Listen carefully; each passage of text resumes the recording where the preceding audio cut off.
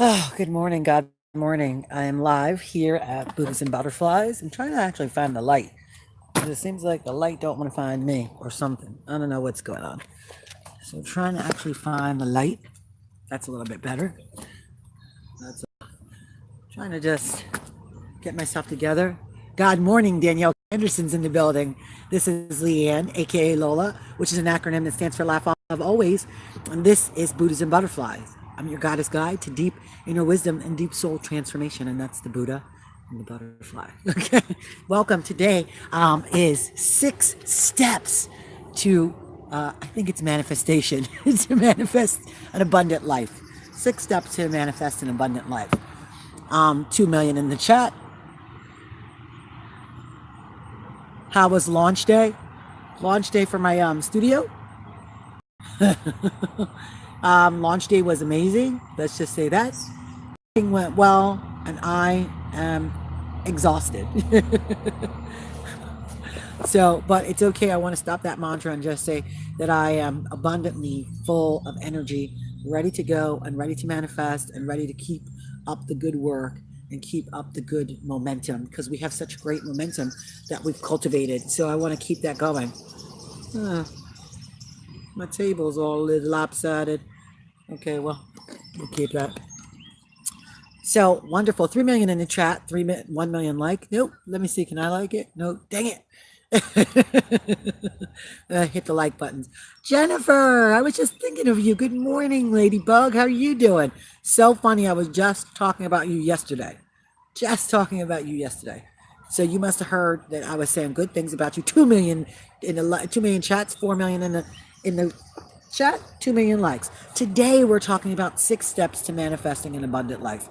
And I have been strangely in the process of manifesting an abundant life, and not even realizing that there has been some agreements that I have made and there has been some processes that I have done and some things that have like basically taken root within me. God morning. Farbrona, hey boo, how are you? God morning. God magical morning. Summer Studios is in the building. God morning, guys. I woke up late and missed Kaisi this morning, which sucks. And I was actually a little late to my yoga studio. And no one showed up, which is fine. I'm actually waiting for the inspector to come to inspect us for a CO. So I have the back door open. My partner is actually here doing a session. So it was all perfect. It was all perfect. I got to clean up a little bit and do the things that I needed to do. So got my little table out here. Oh, much better. Okay. So 6 steps to manifesting an abundant life. Okay. And the funny part is that they came from Until Today by Ayana Van Zandt. Mwah! I'm sending some kisses to you too. I know you're sending kisses to Summer Studio. They came from Ayana Van Zandt's Until Today, Daily Devotionals for Spiritual Growth and Peace of Mind. So 6 steps to manifesting an abundant life. And I'm going to just read the reading so we can talk about the steps, right? July 31st, which is that today? I don't even know what today's date is. Honey, July 30th, which is tomorrow, is the 31st. So we're in this beautiful energy. I will gain more understanding when I realize there is a divine purpose for my living and my being. Where it gets really interesting. Your creation is a good thing. That's step number 1. Remember that what you create is a good thing. Step 1. Your creation is a good thing. In the beginning, we were created to be good, and you are still good. There is nothing about you that is inherently bad. There's nothing wrong with you. Your creation is good, step 1. There is a purpose to your living. Step 2. Understand your purpose to this living. You came here to have fun. No way, tomorrow is your oldest son's birthday. How old is he going to be, Danielle? Oh, I love it. You came here to have fun. You all came here to explore, to have fun, and to create. So there is a purpose to your living. Shut up. Honey, those are the days. Good luck. I'm going to pray for you, 16. Which is 7, which is a good number. If you 6 and 1 is 7. So your number 2 is there is a purpose to your living. Step 2. understanding your purpose, finding your purpose. Okay. So your creations are good. Anything you create is good. That's number one. Understand that what you create is good. Number two is there is a purpose for your living. You came here to have fun, to manifest, to create, to be an energy of creation, to be an energy of God. And you're a God being, creating stuff. So that's number two. Your creator etched a purpose into your being. This is important for you to know. You've been born to fulfill this purpose in a way that only you can. So you have a purpose that only you can fulfill. You bring to life talents and gifts unlike those of any other person. So every person has something that is unique about them, a unique DNA, a unique, beautiful sense of who they are, a uniqueness that is them and them alone. And we all have this beautiful, unique signature that we're putting out. And it's a signal that people can read. So, yes, number two, there is a purpose for you, understanding your purpose, seeing your purpose. Every experience supports your purpose. So number three is knowing that everything you've done, that you went through, every trial and tribulation, every test to the testimony supports your grand purpose. Everyone, the good and the bad. We don't throw anything out, the good and the bad. Okay? Every experience will facilitate your understanding of your purpose and will call you to use the talents and gifts that you possess. So every hard thing, every good thing is calling forth the skills that you possess in order to live your purpose. Every person you have met has played an important role in facilitating your understanding of your purpose. You have been influenced by your environment to such a degree that you have lost touch with the truth of yourself and your purpose. Okay, let's talk about that for a moment. It says you have been influenced by your environment to such a degree that you have lost touch with the truth of yourself and your purpose. I agree with that. We get stuck in this understanding of how we're supposed to be, the expectations of what we're supposed to be, the thoughts about what we're supposed to do. I'm supposed to be this. I'm supposed to be that. I'm a mom. I'm a wife. I'm a sister. And all these agreements that we make have different characteristics that to go with it, and that we have to fill into this beautiful understanding of our character, and our character is just something we put on, okay, and we're supposed to be able to take it off and be who we really truly are. And the environment that we live in, if we were brought up poor, if we were brought up rich, if we were brought up in a single family home, if we were abused, all that stuff has made agreements about who we are internally, who I am, and we identify ourselves with those things. Our identity identifies ourselves with the things that were in our environment. My father left when I was 11. No, I was 12. My sister was 14 and I was 10 when my father left. So that has created an agreement within me about relationships. And my mom and dad's relationships was very tumultuous. Let's just say it that way. There was abuse. There was a lot of things, but that put an agreement to me how relationships look. And it was a hard agreement to break because relationships don't look like that. They're not always hard. They're not always abusive. They're not always angry. They're not always uncaring. It's not the truth. So it is our job to come back into our purpose, back into our heart space, to breathe into our space, and to know that we can create what we want within the heart. And we don't have to take the identities that other people have granted us. Yes. Hey, Regina, welcome. Good morning. We don't. How did you break the agreement? I broke the agreement, and it's funny because it was about falling in love with myself, Summer. I had to realize that the things that the ego was saying were not true. Like, I'll give you one of the examples that it would always use against me in the court of mind, because it's always the court of your mind. It would say, you can't send a message to people. You can't talk to people or help people because you're dyslexic and you can't even read. You can't even write. You can't spell, and that makes you stupid. So I had to say, well, that's not completely true because I wrote a poetry book. I published a poetry book. So And yes, there were some spelling mistakes in the poetry book, but didn't matter because the book is there. It's real truth. It really proves to my ego that I am okay, that I did okay. I went and got a bachelor's degree, being dyslexic and not being able to spell. So every time that my ego would tell me the things that I couldn't do, I would counter it with some love because it does need to be loved. And then I would counter it with, but these are the things that I have accomplished, you know, because these are undeniable truths. Well, I did go to college and I got a degree, I got an associate's degree, and I went right back for a 1 year express to get my bachelor's degree in 1 year. How can you do that if you're stupid or dumb? And the more that it said it, the more that I kept laughing at it, and the smaller the voice got. The more, because I had these things now, I had these tools that I could use to say, no, that's not true. Here's the truth. That's not true. Here's the truth. And the more that it would tell me is the more that I would undo that. When it came to my relationships, especially love relationships, I had to do a lot of self love. And that was literally, yes, that was literally me deciding to love myself to this grandeur, this place of knowing that I'm so worthy for all the things that I want. So I had to treat myself that way with love and respect and full gratitude so that I could manifest that in my relationships. So especially when it came to like releasing my dad, and I shout out to my husband.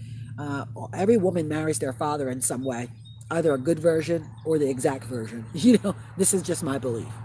I'm not a therapist, nor did I play one on TV yet. So, but I think that like my husband helped me to see the greatness that my father is as well. So he opened my eyes to seeing the greatness with him. So his purpose was to help me see love in that of a man. My husband and father are the same sign, and their birthdays are about 6 days apart or 7 days apart. So that's a whole nother video. So let's go back to step number 4. Okay. So we were on step 3. Every experience supports your purpose, and you've been influenced by your environment to such a degree that you lost touch with the truth about yourself. God morning, Honeycomb Love. Honeycomb Love's in the building. Now, number 4 is you must choose to live your purpose. See, this is the problem. We kind of understand it, but sometimes we don't choose to live it. We don't step forward in the living of it. We don't step up into it. We decide that we don't want to be in it. So we're afraid of it. And every time we keep getting a message about our purpose, we kind of try to go around it. We bob and weave, be like, oh, that's not me. Me? Shoot. I used to drink, do a lot of drugs. Me? You want me to tell people to save themselves? You want me? That can't possibly be it. It's not possible that that's going to be my job. Not at all. I got another job. There's got to be something that has to do with a lot of money. You know what I'm saying? So it can't be that, right? So for me, you must choose to live your purpose. Step 4. It's probably the hardest for everyone. You got to choose to live it. You got to choose to live it and know you're worthy of it. You got to step into it and say, this is me. I'm worthy of this manifestation. I'm worthy of this abundant life. I'm worthy of living this purpose that makes my heart sing. And I don't care what people think or how it looks to other people, because it doesn't matter. It only matters that I put out and they receive it. And then I don't have to be caught up in the receiving of it. So the steps of you must choose to live your purpose. The guidance you need to recover your true purpose is available to you because you are worthy of having it. You can make the decision to fulfill your purpose at any time. At any time. Balancing your heart and mind is key to bringing forth the talents and gifts you possess that will enable you to fulfill your purpose. Balance the heart and mind. That is releasing the blocks of love. That is meditation. That is giving good health to the body. God morning, Montessori is in the building. What up, Booski? Hey. That is taking care of yourself. That is doing whatever rituals or in rituals that you need that will help your heart to be so full, and the mind will not be able to stay on that whole attack mode that the ego does, because your heart will be too full. And then you'll be living in your purpose. And this is step number 5. 1, 2, 3, 4. 1, 2, 3, 4, and 5. What for yourself? Here's the fun one. Your creator will support. Isn't that awesome? So here's the funny thing. If you choose to not live your purpose and you choose a life of scarcity, a life of suffering, a life of something that doesn't look like what you want it to look like, the creator will support that. I'm going to just drop that right there. Because, see, that's the law of attraction. That's the law of reciprocity. Okay? So these are these innate laws that exist within this universe, within this creation. Okay? What you put out, you get back. Okay? So if you choose for yourself a shitty life, a shitty outcome, that's what you're going to get. If you choose for yourself an abundantly love-filled life and living a purpose, even if you decide that doing hair is your thing, if you do hair with love, you will never get tired. Your arms will never grow tired. Your legs will never grow tired. If you decide you're painting, I'm sure for Summer, there's times that she's there for hours and doesn't even eat. Because I know when I get into body butter mode or I get into creation mode, nothing can stop me. And it's hours, 12, 13, 14, 15 hours later, I realize I haven't drank water, I haven't eaten a thing. And then it's like I come out of the space and it's like, oh, but I chose to step into my creation and I chose in that space. And I know that when I choose that, God backs it up. There's a support, the universe supports that. Amen, right? What you choose for yourself, your creator will support. If you want to know the purpose of your life and how your experience fits into your purpose, ask the creator. God is available, accessible, and waiting for you. Amen. Right? Totally, totally there and available and waiting for you. God is there waiting. This universal energy, this unlimited wellspring of possibility, this energy of God is always waiting, always available, always there, always in purpose, always for you, always. Trust the process. This is the last step. Step number 6. This is probably going to be the hardest for some of us, but not really. Trust the process. Trust the process. When you don't understand how you created something and how it even came, you're like, I don't know where that came from. Just trust the process. And show up again in the same energy of love. Show up again to do it again so that you can repeat it, so that you can watch the repetition happen. Because if you trust the process, it will definitely manifest over and over again. Once you ask, listen for the response. Here's the rules, the little things to follow. Once you ask, listen for a response and believe what you hear. Until today, your life may not have made much sense, but just for today, be open to hearing and embracing God's purpose for your life and all your experiences. Be ready to be hearing that beautiful wisdom that comes forward in you and says, I don't know how this rose water, aqua de flor, painting, how this book came. I don't know how me getting this download to tell my friend that she needs to seek the kingdom of God, which is at hand, because she needs to hear that. I don't know where it's coming from, but trusting that process is trusting in the wisdom that pushes us forward to meeting and being with God and being in our purpose. And this is the only way that you're going to manifest an abundant life, is to be in the energy of receiving the abundant life. If you, again, going back to last step 5, what you choose for yourself, your creator will support. If you go back to step 5 and keep choosing bullshit, you're going to get bullshit.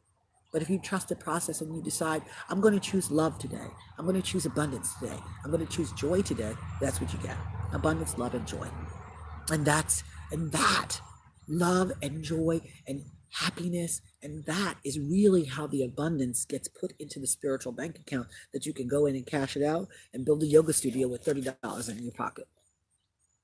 I'm going to just drop the mic on that. You know what I'm saying? So I mean, my loves, my cherubs, my yoga beanies, all right? Always choose love.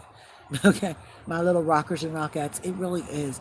It's so simple. A caveman could do it. Y'all remember that? So easy a caveman could do it. So if we decide to just step into these 6 steps and really embrace them and just ending that with trusting the process, we can't be undone at all. At all. It's just so amazing to me. So amazing. So, I'm going to end there. I wanted to come in, do a quick live, so I can go inside and wait for the inspector to come and give us a good CO. And we are up and running officially, and tell you that I love you. So let's just pray real quick, and what we'll do is plant our feet on the ground. Close our eyes and inhale and exhale with the sound of ah. Inhale. Palms facing up on our laps. Receptivity. And we say that God is joy and abundance and love, and God is unlimited divine surplus, and that we are joy, happiness, abundance, and love, and we are unlimited divine surplus. And we say right here and right now, stepping into our divine purpose, stepping into our divine light, and trusting the process is what we choose today to manifest the life of abundance. And we know this to be true about all of us because we are divine children of God. And we live and move and have our being in that which is behind the breath, that which is the pulse of this earth, that which helps the leaves to grow and the wings to beat on each bird. We key into that energy of knowing that we are magnificent and we are whole and we are perfect. Uh-oh. I think I gotta go. Come with me.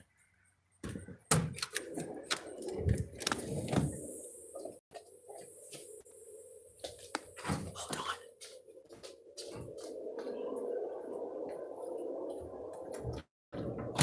Hold on.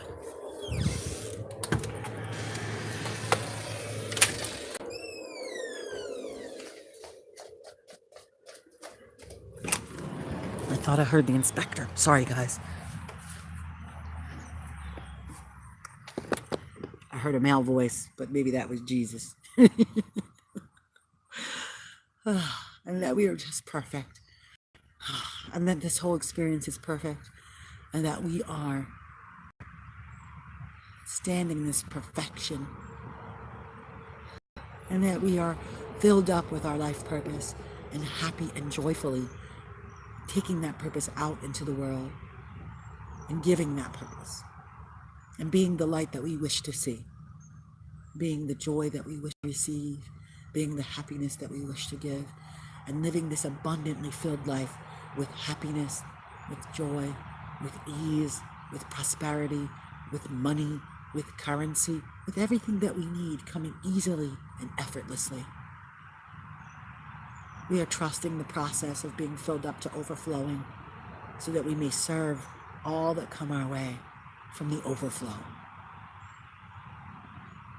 We place this knowing and this seed and this joy and this happiness into law, into this abundant, lush law, the law of reciprocity, the law of abundance, the law of attraction. We place this in this absolute law where it is manifest tenfold. Tenfold. So it is. Amen. Ashe. Hotep. Blessed be. And taking the chin to the chest. Inhaling and exhaling with an ah. Inhale. Slowly stretching the arms up overhead. Big stretch and yawn like a baby waking up from a nap. And coming back into the awareness of the exterior and the outside, coming back into the awareness of the interior within you, knowing that you are filled to overflowing, and you are perfect, whole, and complete, and you are a radiant point of light. And I'm so blessed by each and every one of you.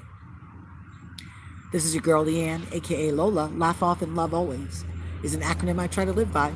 And this is brought to you by Buddhism Butterflies Yoga, Reiki, and Soul Coaching. Our location, our actual physical location, in 649 White Horse Pike, Hamilton, New Jersey. Check us out, www.buddhas, with an S, the letter N, butterflies.com. Remember to like, comment, subscribe, and share me with a friend because I'm so shareable. Okay. And remember, you are so loved. Thank you so much. I love you. Mwah. Bye.